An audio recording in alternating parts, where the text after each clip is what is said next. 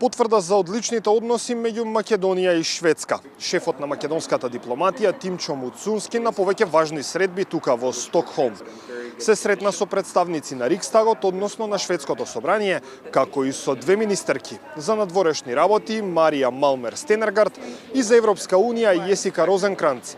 Главна тема на средбите – патот на Македонија кон Европската унија.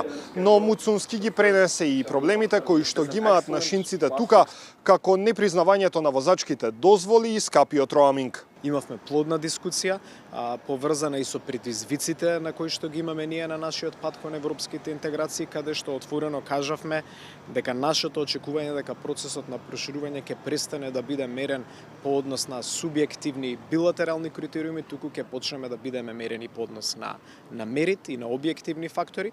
Тоа што го слушнав беше охрабрување за нашиот пат кон полноправно членство, ветување дека се Шведска ќе продолжи да биде конзистентен поддржувач на политиката на проширување и секако ќе продолжиме да дискутираме и за многу други билатерални прашања кои што и како влијаат на нашите граѓани, на нашите македонци кои што живеат во Шведска. Некои прашања се политички, некои имаат и техничка природа, како што е на пример признавањето на возачките дозволи од нашата држава тука. Универзитетската болница Каролинска е местото каде што се лекуваат четворица пациенти од најголемата трагедија во Македонија во импровизираната дискотека Пулс во Кочани. На средба со директорите, но и со медицинскиот персонал, Муцунски се заблагодари за помошта и за солидарноста. Персоналот пак ги представи своите огромни капацитети. Оваа средба беше важна за воспоставување контакти помеѓу македонските и шведските здравствени власти. Имавме одлична можност прво да се заблагодариме на директорот на болницата, на докторите и медицинските сестри кои што работеле со нашите пациенти, но исто така да искористиме можноста од самата трагедија да се обидеме да извлечеме и искуства и дополнителен мотив за соработка.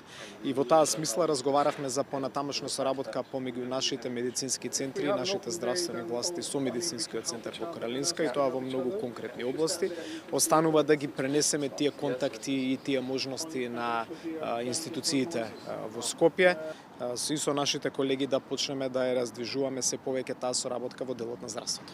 Шведска останува еден од главните партнери на Македонија со оглед на тоа што кралството е еден од најгласните поддржувачи во Брисел за проширување на Европската унија со земјите од Западен Балкан. Дополнително, по влезот на Шведска во НАТО, двете држави освен политички делат и безбедносни приоритети и интереси. Сител во Шведска, Даниел Василев и Александар Трајковски.